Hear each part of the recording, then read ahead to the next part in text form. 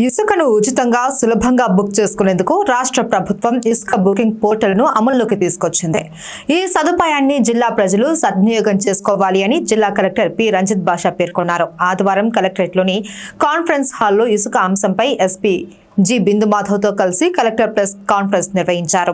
ఈ సందర్భంగా కలెక్టర్ మాట్లాడుతూ జిల్లాలో జూలై 8వ తేదీ నుండి నూతన ఇసుక పాలసీ ప్రకారం ఇసుకను పంపిణీ చేస్తామన్నారు. ఇసుక పంపిణీని సులభంతరం చేసేందుకు రాష్ట్ర ప్రభుత్వం ఆన్లైన్లో ఇసుకను బుక్ చేసుకునే అవకాశం కల్పించిందన్నారు.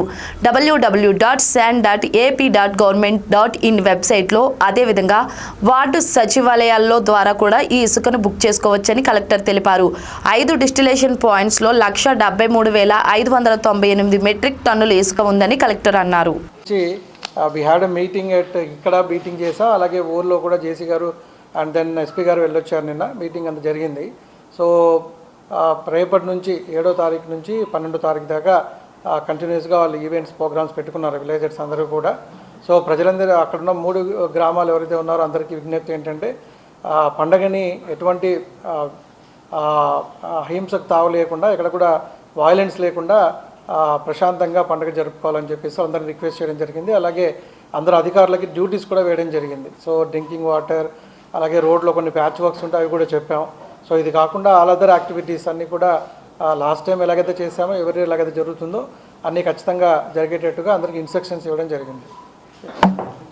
కలెక్టర్ గారు చెప్పినట్టు అన్ని డిపార్ట్మెంట్స్తో కోఆర్డినేట్ చేసుకొని మేజర్గా 3 విలేజెస్ నరణికి తాండా, కొత్తపేట 3 విలేజెస్ ప్రజలు, అట్లనే మొత్తం 24 గ్రామాల ప్రజలు పాల్గొంటారని చెప్పారు.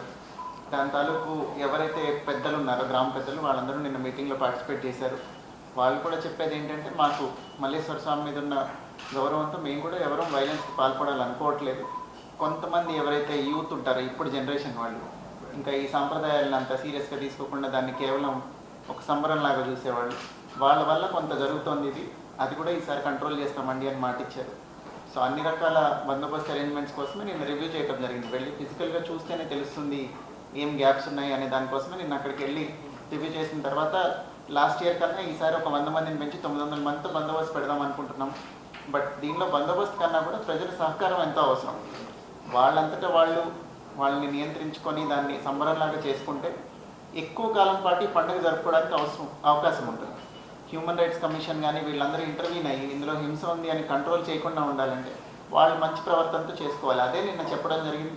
కంటిన్యూస్గా కలెక్టర్ గారు ఆదేశించారు. కంటిన్యూస్గా రేపటి నుంచి మొదలుపెట్టి రెవెన్యూ అధికారులు అట్లనే పోలీస్ కూడా వాళ్ళకి సెన్సిటైజేషన్ ప్రోగ్రామ్స్, వాళ్ళు ఎలా అయితే నడుచుకోవాలో అక్కడ ఎలా జరుపుకుంటే వాళ్ళ పండగకి లాంగేవిటీ ఉంటుందో, ఇది స్వాతంత్ర్యం రావడం కన్నా ముందు నుంచి జరుగుతుంది. సో ఇంకా ఎల్లకాలం ఇది చక్కగా జరుపుకోవాలంటే ఎలా ఉండాలనే దానికి ఊళ్ళో కొన్ని సభలు నిర్వహిస్తాం. అట్లనే ఆ రోజున అక్కడ లోకల్ ఉన్న పెద్దలు కోరుకున్నది ఒక 3-4 డ్రోన్స్ పెట్టండి సార్. ఇక్కడ డ్రోన్స్ ఉంటే మాకు కొంచెం అబ్జర్వేషన్ ఉంది. ఇప్పుడు ఏదో చిన్న వైలెన్స్కి పాల్పడి లేదా కర్రలు ఎక్కువ తిప్పి వెళ్ళిపోయినా కానీ తర్వాత దొరికిపోతాము డ్రోన్లో రికార్డ్ అయితే అనే భయం ఉంటే మా కుర్రాళ్ళు కొంచెం పద్ధతిగా నడుచుకుంటారు అని చెప్తే అది కూడా ప్రామిస్ చేశాను నేను.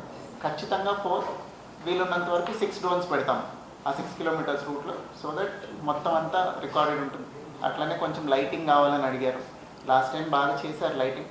దానికన్నా కూడా ఇంకొంచెం ఇంప్రూవ్ చేయడానికి ఈసారి స్టెప్స్ తీసుకొని ఏ రకమైన అవాంఛనీయ సంఘటనలు జరగకుండా 12వ తారీఖు రాత్రి బన్నీ ఫిట్ బాగా జరిగేలాగా అన్ని చర్యలు తీసుకుంటాం.